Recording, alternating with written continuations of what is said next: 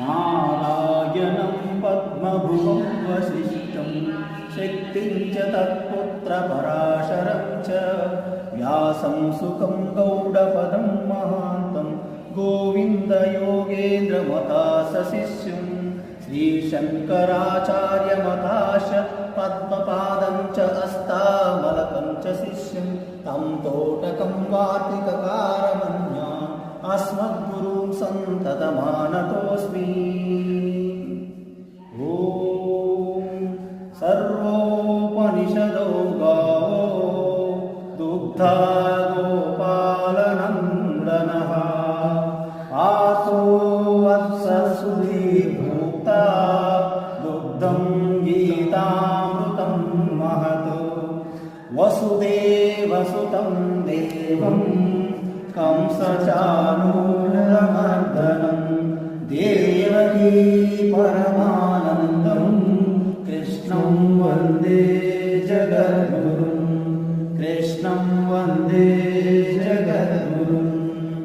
अहं सर्वस्य प्रभवः मत्तः सर्वं प्रवर्तते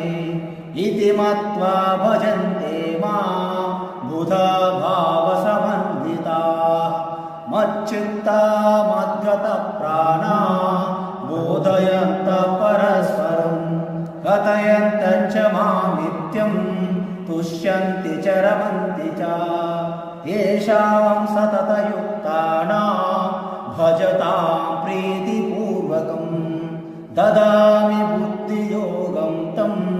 येन मामुपयान्ति ते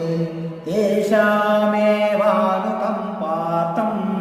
अहमज्ञानजं तमः नाशयाम्यात्मभावस्थः ज्ञानदीपेन भास्वता सर्वधर्मान् परित्यज्य मामेकं शरणं व्रज अहं त्वा सर्वपापेभ्यो मोक्षयिष्यामि मा शुचः। योगं योगेश्वरात् कृष्णात् साक्षात् कथयतः स्वयं यत्र योगेश्वरः कृष्णो यत्र पार्थो धनुर्धरः तत्र श्रीर्विजयो भूतिर्ध्रुवा